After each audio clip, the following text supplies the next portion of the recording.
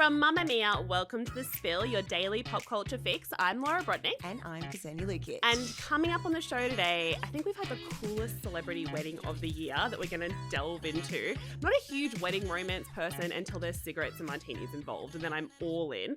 Plus, the story I never wanted to tell, the celebrity feud I had hoped was a lie. We're going to get into that. Things might get emotional. Someone might cry. Might be me. Yeah, but because then you're like, wait, I want to leave this room now. No, I'm really excited about this one, but first, what we need to talk about is the cheating scandal heard across the world over the weekend, and it is the Astronomer CEO and his head of people at the Coldplay concert. Now, this cheating scandal has gone so viral. If you aren't across it, which I would be very surprised if our spillers were not across this story because it's been everywhere. This couple were caught on the kiss cam at a Coldplay concert and they were canoodling, and as soon as they saw themselves on the Jumbotron, they pulled away and like hid their faces from the cameras, and they were so embarrassed.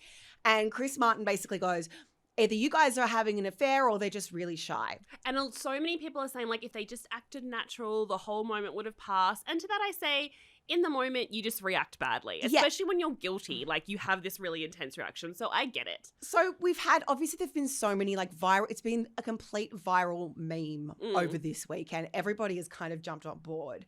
Now, to the point where Andy Byron, the CEO of Astronomer, has actually resigned from his post, which is insane that this like thing has completely, he's upturned his life. Yeah. Reportedly, his wife has has turned off all of her social media. Oh, absolutely, you would. He's like completely shut down. I don't think we've heard anything from her. I think she's been sort of put on leave and is perhaps going to be an investigation, but I wouldn't be surprised if she resigned as well.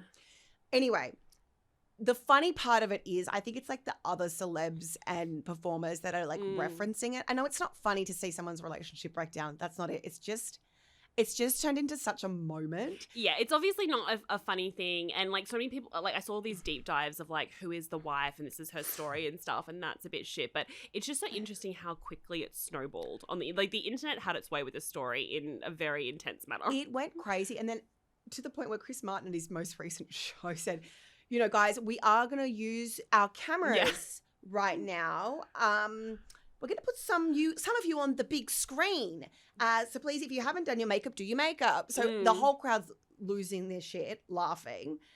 Then even Megan Wallen at his most recent concert made a reference to it as well. He said, if there's anyone here with a side chick or whatever, I think you're safe here. I don't condone cheating. And then he says, anymore, which I think is quite funny. Yeah. And then, well, we all know Morgan Wallen. Isn't he a bit of a cheater? Yeah, I think so I would believe that's a safe space. And then a little closer to home, at the Nikki Glazer stand-up show this past weekend, she was making a joke about it on stage, and then I'm assuming this was like pre-done.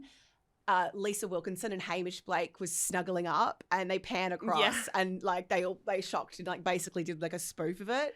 So it's kind of just gone completely viral. It has been a very, very funny moment, but it's actually gotten quite serious underneath it as well. Yeah, exactly. Like away from the kind of, it's a big week for anyone who runs a Jumbotron, because at every single sporting event, concert, everyone was doing that same little bit. To say it was funny for maybe like the first 2 TikToks. By the 10th TikTok, I was like, okay, we get it. But thank God things move quickly. Yeah, look, it's a funny story. Wanted to give you a little bit of an update because that's kind of, that has been on my mind. I've been like trawling the internet for the whole weekend. Oh, really? Yeah, it's really had me in a chokehold, this story. It's like they're 2 different people. Like, I think there's people who's like looking for the information, and there were people like me who like after a while I was like, okay, we get it. Like, let's move on. I just find it so fascinating. It's kind of insane how a split second on a camera can completely change your life. Yeah. Like this man and woman went from having an affair, which is not great, but happens all the time. Mm-hmm. Probably were like, let's go on a date to the Coldplay concert, thinking they were just having a nice time, to losing his job, losing his marriage, alienating his kids, and completely upending his life and her life. Like, they've completely destroyed their lives in a matter of seconds. Yeah. Like, for me, it's more about, like, how quickly things change. Yeah, and kind of also just all the amount of misinformation. I mean, look, it's kind of great for Coldplay because they haven't had this much attention since Chris Martin fell through the stage when he was in Australia, but that didn't get a lot of traction, so he's really having a moment now. But yeah, the misinformation that came out around like that the woman next to them who was photographed was like their employee and she was in on it, and so then the woman's the internet's then trying to take down this woman because she was covering it up, and I think that's come out that's not true. And then there was someone on TikTok pretending to be his daughter, and there's still a lot of people who think that's real, right? Yeah, so this is the thing. There's been quite a lot of like, it's been quite hard to find information. I actually went straight to Astronomer's LinkedIn and looked at the statements. LinkedIn's time to shine. Like, really, they had the best fun over the weekend. I mean, they were like, here we go. I'm ready. So yeah, Astronomer made a bunch of, statements on LinkedIn, and I was like, okay, I can trust this. Yeah. And they said the woman was not an employee. They said he's resigned. They've got this interim CEO, but we don't really care about that because I don't really care about what they do. There's some data, AI, space thing. I don't know. Oh, but to be in the lunchroom of that office on the Monday, even just the Friday that it happened. Oh my God, their Slack chat or their Teams chat is going off. Oh, what? They should be selling admission to that, because I would honestly, you can pay like $89 for a subscription. So I'd pay $89 more than that just to be in those Slack chats and in that lunchroom. They should be selling admission. So the ultimate cool girl wedding happened over the weekend between Charli XCX and her drummer husband, George. Oh my God. Daniel. Leave that in. You just want to call him Mr. XCX. I have forgotten George Daniel's name about 5 times in a row. Yeah, little peek behind the curtain. We've recorded that 3 times. George Daniel. My brain is a sieve. Does that ever happen to you where it just goes, you think you have retained the information and then it just completely... Every day. I think like falls out of my head. I think you only know him now as Mr. XCX, so your brain just won't let him be I'm just going to call him Georgie Boy. Yeah. Okay. Known as Charlie's husband, henceforth. Yeah, Georgie Boy from the band 1975. Now, they had their wedding in East London in Hackney, and it was like the classic cool girl wedding. Mm-hmm. I know I've already said that, but I can't, there's really no other way to describe it. You know those like town hall weddings and people just like show up, like Em Radikowski when she married her husband and she just wore like a Zara suit. It was very much that. They all walked from the location to a restaurant and there was like 20 people there. It was all very fun. We knew the wedding was on the horizon because Charli had always said, like, after the whole Big Brat summer and her tour and like that huge moment that's when the wedding was going to happen. But she's online in a way, but not online that she'd be posting updates or anything. So the first thing we knew about the wedding is that people saw her and her, like a handful of people, like her parents and things, just walking the streets of Hackney in the UK. And you can see all these kind of pap style videos where they're just like, is that Charli? No, it's not. Like, no, she's walking through the streets, and then they got to the town hall. And she's wearing, like, speed dealers. Yeah, so good. Like, it's so good. And she's, like, just got this short little dress on. It looks really like a nothing day. Like, it could just be her... I don't mean to say that in a bad way because I just think it's like cool. Well, it is very cool. So the dress is Vivienne Westwood, and it's kind of interesting because it has become this particular Vivienne Westwood, very kind of cream satin, off the shoulder, wrapped waist, kind of falling to the knee design has become a bit of an it girl dress. It's the one that like a lot of models are picking up. A few different like podcasters have worn it recently. That level of cool girl, but it's also really similar to the Demi Lovato wedding dress, but she had the full skirt. And even like when Miley Cyrus married Liam Hemsworth, I know she doesn't want us to speak of that day given how that ended, but the similar kind of cut. So she had this beautiful couture gown on, but yeah, she was just stomping through the streets of Hackney with her veil and her sunglasses. Yeah. And then they went and got married in the town hall, which no one went in there, but then they came out and did all the posing on the stairs, and so heaps of paps had gathered, so we've got all of those videos. And then they went off to just like a restaurant down the road. I'm assuming they had a booking for 20. No, so they booked out the restaurant. They took over the whole restaurant and they just filled it up, pasta, wine. Apparently there were trays with cigarettes on them. Yeah, I love that. And I know obviously smoking bad, but that's a very like the cool, crowd of Hollywood. Like it's very thing now that everyone's smoking again and like outright like smoking on the road, smoking at events. It could also be like a tray of something else that I'm sure definitely... happened at other places in like the 80s. Yeah. But yeah, there's also these pap videos of them like sitting out on like a park bench having a cigarette. Yeah. Like it just is so like nonchalant. Yeah, no, I loved it. It also looked like the kind of wedding you'd actually want to go to because, I mean, everyone's wedding is lovely and beautiful, but sometimes it's so much like you've got to be at the bus, you've got to travel out of town, and you've got to be at the bus stop at this time, and you've got to drive 2 hours, and then everyone has to go into a holding thing, and then you've got to watch the ceremony, and then it's like you don't get a drink until like 8 o'clock at night or anything like that. I mean, that's fine. It's their day. But this just felt like the kind of wedding I'd want to go to because it was just like walking through the streets, going into town hall for like 5 minutes, and then just going to a restaurant. And you can kind of, I know it's creepy that we were looking through the windows, but it looked like there were, piles of cigarettes everywhere, just heaps of like pasta, gin martinis, like the perfect kind of thing. It kind of reminded me when Mary-Kate Olsen got married and they had just bowls of cigarettes on every single table and literally nothing else.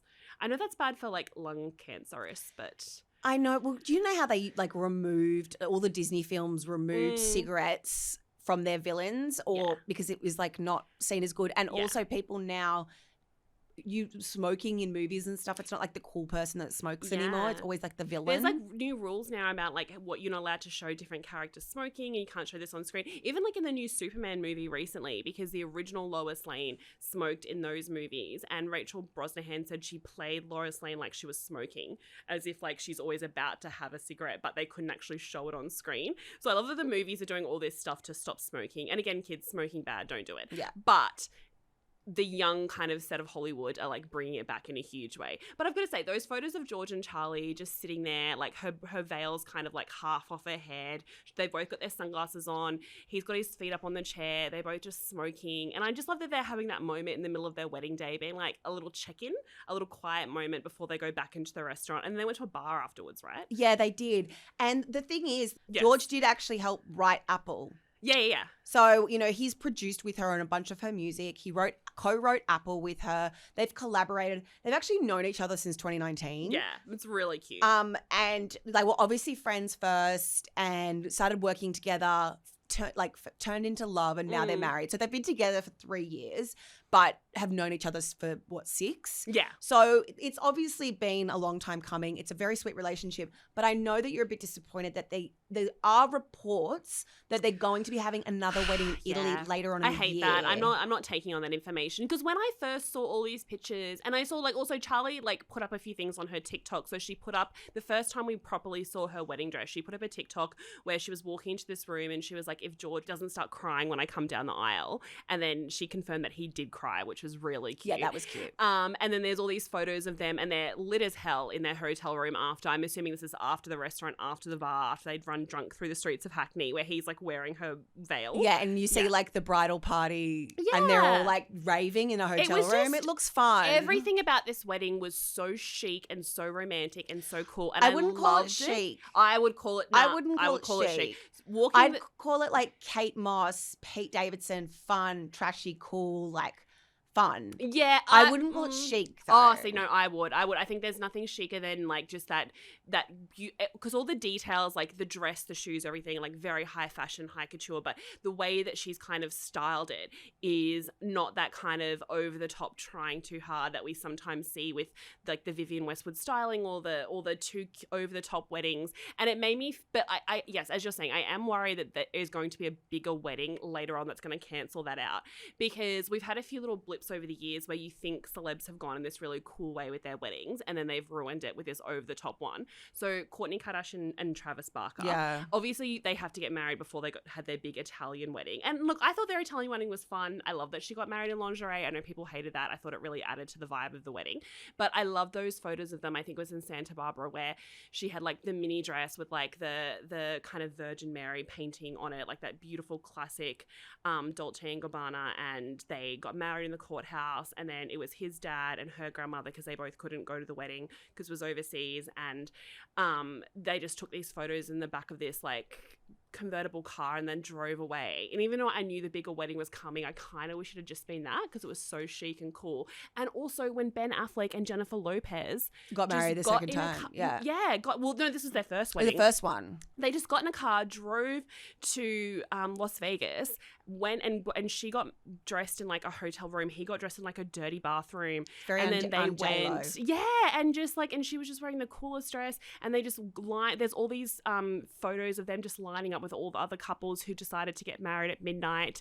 And then they just got married in front of like an Elvis impersonator and hopped in the car and drove back to LA. Well, I mean, that's so chic and romantic. it's not chic. It's cool. It is. It's. I am going to double down on the definition of chic here. It's not chic. It's freaking cool as shit. Yeah, I think of those things in the same kind of thing. I think chic is like you can't buy it. It's a vibe and a style. It means you're slightly like ahead of the. It's like you're setting the trend. You're not following the trend. Kind of in my head, that's how I'm. I get. I mean, Joe Jonas and Sophie Turner did the same thing after the Billboard Awards. They all just like jumped in and went to a chapel and Diplo live streamed it. And it was like this super random like wedding, and then they like.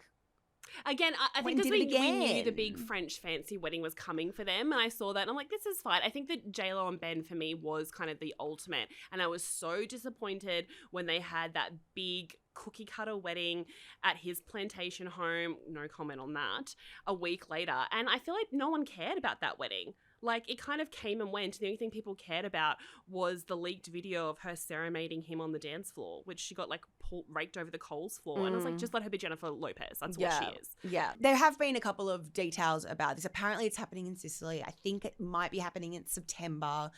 But we don't really know much about it. But it is such a shame because it did look really fun. Yeah. Not me over here critiquing people's weddings, critiquing the happiest day of their lives. Look, if they want to do that, it's fine. Obviously, if they want to go have the big wedding. And I understand also when you have that amount of like time and wealth and things that you want to go off and have all these big parties and things.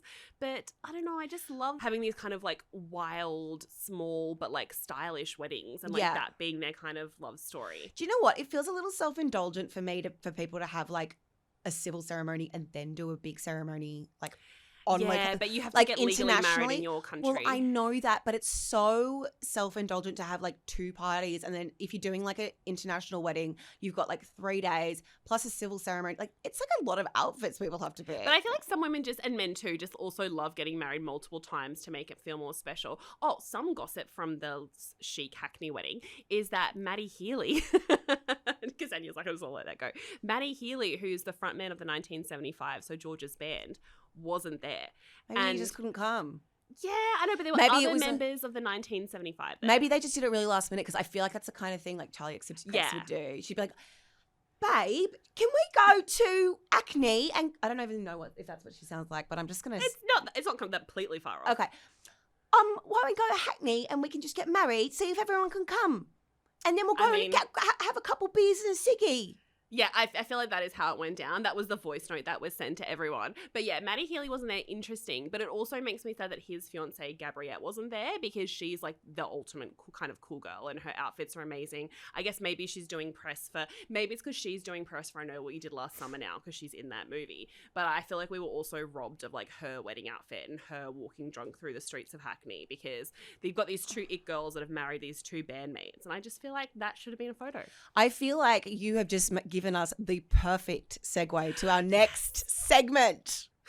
Before we get into the segment, I feel like I have to issue an apology to my colleagues because the story of which I'm about to speak on did start bubbling away on Friday. And in our content meeting where we pick what stories are going on Mamamia, some people wanted to run it. And I said, no, it's rumors that it's flimsy sources. We're not getting into this. We're not perpetrating this story of these two famous women feuding when there's nothing to say. And over the weekend, there were some developments to the story. So it really pains me to say this, that for the first time ever, I do believe that two of my favorite actresses of all time, Sarah Michelle Gellar and Jennifer Love Hewitt, are feuding. Bum, bum, bum. Yeah, that was the correct response. So if anyone's not across them, but I feel like if you listen to this podcast, you know because we're very nostalgic here at The Spill. We love our classic movies, and I Know What You Did Last Summer was one of the best. It is an incredible movie. I rewatched over the weekend because, again, if you listen to Weekend Watch, I didn't love the reboot and I did start yelling. Apologies for that. And I rewatched the original over the weekend and it still holds up. It's an absolute banger of a movie, an incredible slasher. So Sarah Michelle Gellar and Jennifer Love Hewitt, and yes, I must say both their full names because it was a real thing at that time for everyone to have three names. Yes, and you cannot say just Sarah. Sarah sounds so weird. Who is Sarah Gellar? I don't know her. Sarah? It's Sarah Michelle Gellar. Who is Jennifer Hewitt? Don't know her. Don't know her. Don't Jennifer know her. Love Hewitt. Jennifer Love Hewitt. Sarah Michelle Gellar. Yes. Both like such beautiful women, had their big movies.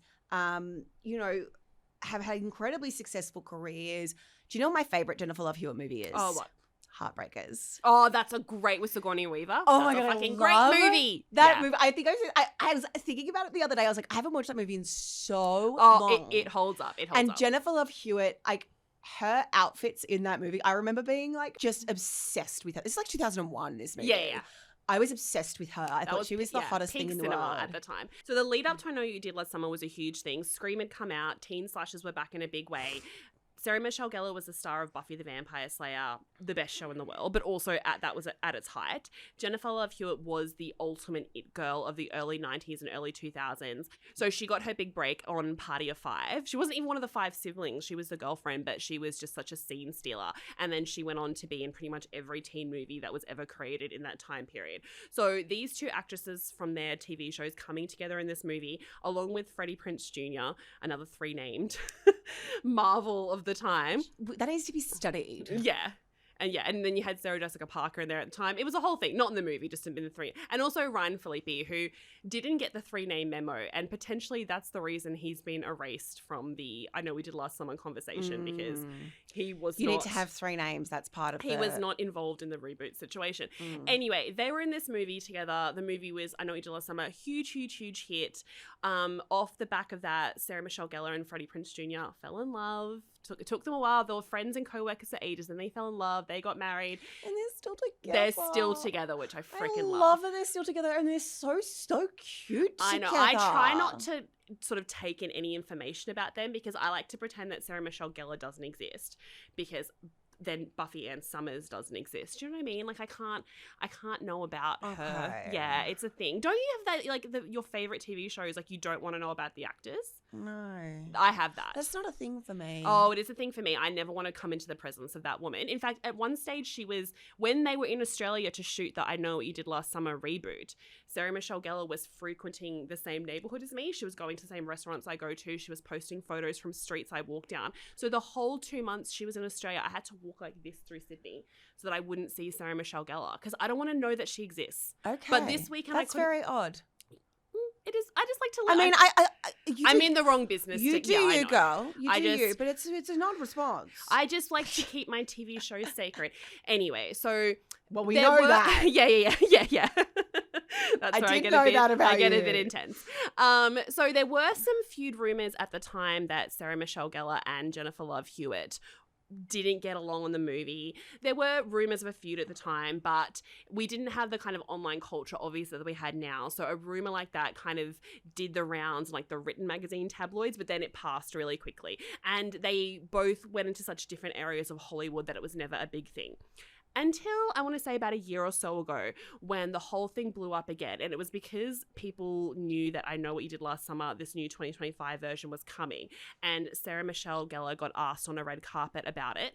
And you can see that she just freezes and says, I don't know anything about that, and walks away.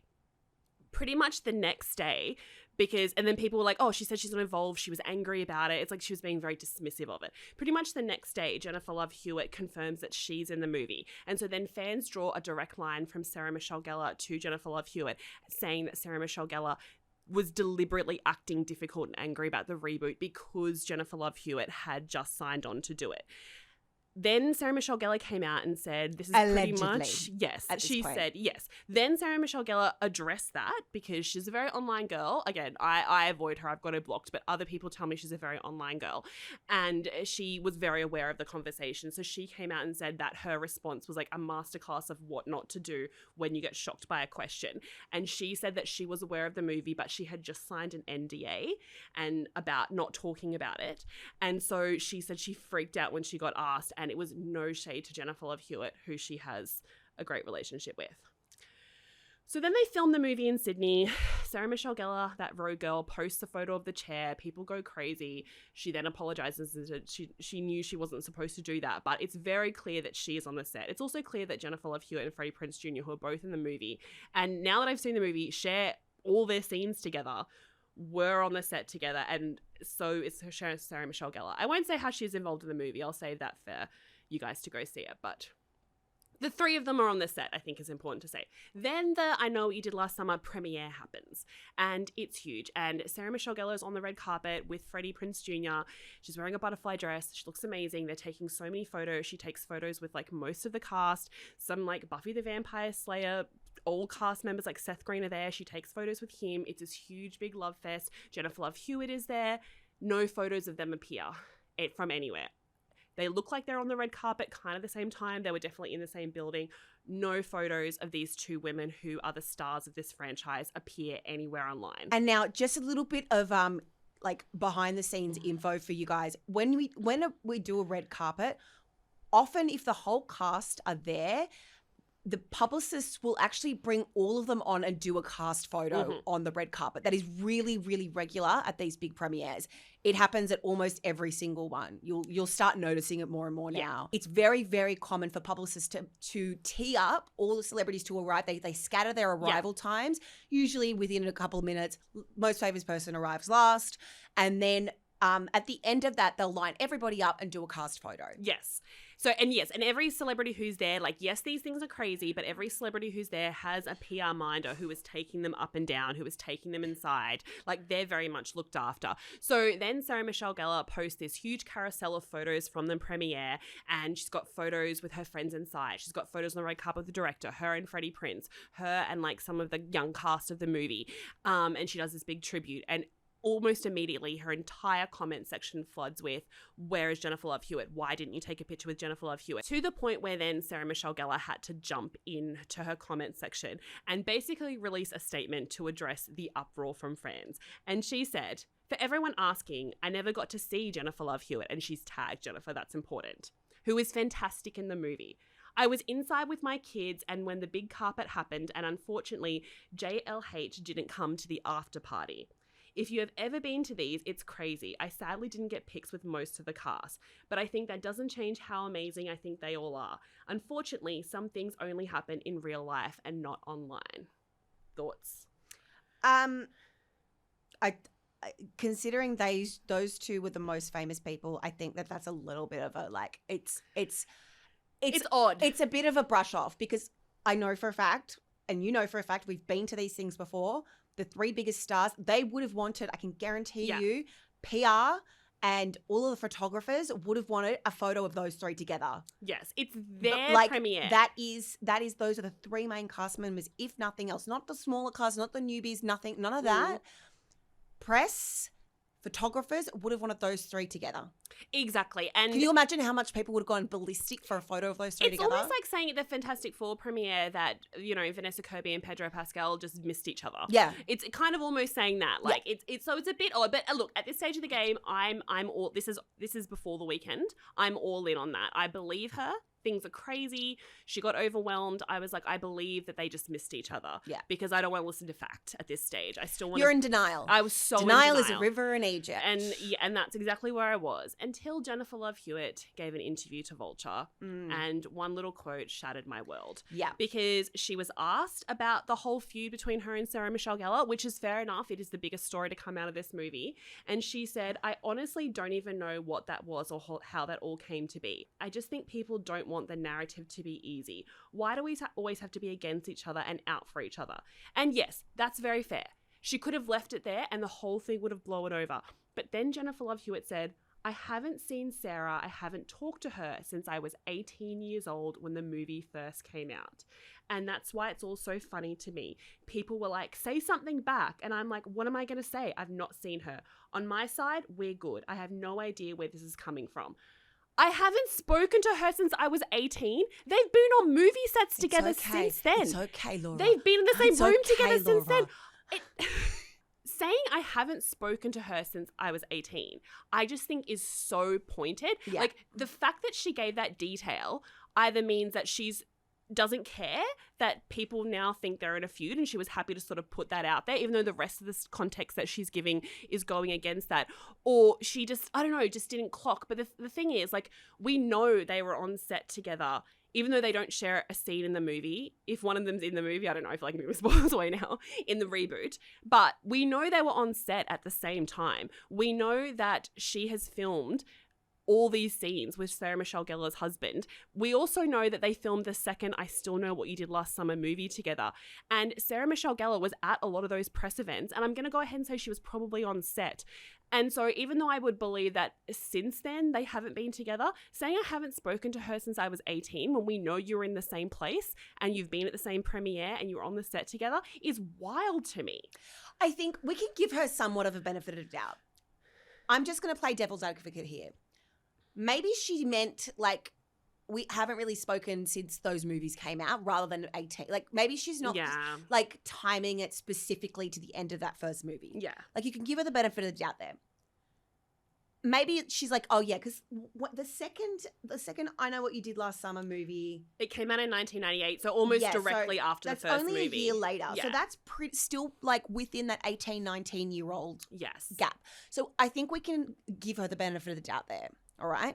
And then maybe like she just nothings her. You know how sometimes like you can work with someone and be perfectly pleasant with them, but it's not like you're going to reach out to them and want to have a relationship with them. Like they were fine. You can be cordial. You can be polite. I believe that they weren't maybe hanging they just out. aren't like But friends. I just find it odd that there's, and also I've seen them be at the same award shows together. Award shows and not getting a red carpet photo more believable because you're not there as the key cast. But I just felt it was really pointed, especially when you'd literally just been together in that moment in time. Here's the thing. It doesn't make me love either of them any less that they didn't get along. Like maybe they just didn't get along. And I think maybe the next wave of feminism, after we've all decided like not to pit women against each other, I think the next wave is like let women hate each other. Just let them hate each other. That's fine. I don't know. It doesn't mean they're bad people. I feel like hate is such a strong word. Well, let women dislike each other. You can just like nothing someone. I think honestly, I think that's what it is. But also they might hate each other, and that honestly doesn't make me feel any less of either of them. I'm both sure of them. Things were intense when they were 18. Like Jennifer Love Hewitt also she got injured on the movie and no one cared. She had a bad time. It's fine, but I just feel bad because up until this moment, I was all in on the fact that there was no feud. And with that one sentence from Jennifer Love Hewitt, I do now believe that something murky has happened. I'm really sorry for your loss. My condolences to you. I will try and move on from this. And you know what? I think we'll be okay. And I'm going to go, you know what? I'm going to go back and rewatch Heartbreakers because that makes me so happy and it makes me that feel will such make a funny you happy. movie. And look, these women raised me and they've gone their separate ways. So it is kind of like your parents breaking up. In fact, I think I'm more upset about this than my actual parents breaking up because these guys, I thought they were going to be together forever. But I think it's just things are complicated. And I do hate that this has overshadowed this movie coming back because even though that I Know What You Did Last Summer reboot, as I said on Weekend Watch, wasn't great, Jennifer Love Hewitt was so great in it. And there is like a little teaser thing that she's going to play that character again, which I freaking love for her. And I hate that everyone's rubbishing her body and stuff. I almost like this conversation better than that because I'm like, I don't want to get into that. I do actually, I want to just speak on that very, very briefly. Yeah, of course. Because it has been in the press and I think it's, one, disgusting, and two, she looks stunning. Like, she's 46 years old. She looks hot. She's hot then, she's hot now. She's hot then, she's hot now. Like, why are we... I think this happens so often when we see, like, younger, like, those teen stars. You see them 30 years, 20 years later, 30 years later. This is 30 years ago. Yeah. They change so drastically. They age, heaven forbid, and things happen to women's bodies when we age. Of course she looks different. I also hate that she said she didn't want to come back and do this movie, even though she loves the character of Julie James and she loves this franchise, but she didn't want to come back and do it because she was worried that when she walked the red carpet, or she was worried that when she was on screen, Jennifer Love Hewitt said, like, my biggest fear was people looking at the fact that I've aged and judging me for it. And people have done that's exactly what they've we've done. And then the other side, which I do understand that I'm a perpetrator of this, the other side is then we're like, oh, and she and her co-star hate each other. So I just feel like it's such a gift to have Jennifer Love Hewitt back on our screens and Sarah Michelle Gellar in any sense that I'm just going to let this go, and I think just cut the body shaming. Yeah. What I will say, though, is I ended up on the right side of TikTok. Oh, you did? Of people being like, damn, she looks phenomenal. Yeah. And the woman is 46 years old. And she's great in the movie. So I'd still, if you're a big fan, go and see the I Know We Did Last Summer reboot. You will cry. Stay for the end credits, the mid-credits scene, because it's really exciting. And look, even if these women are feuding, it's fine. Their legacy lives on.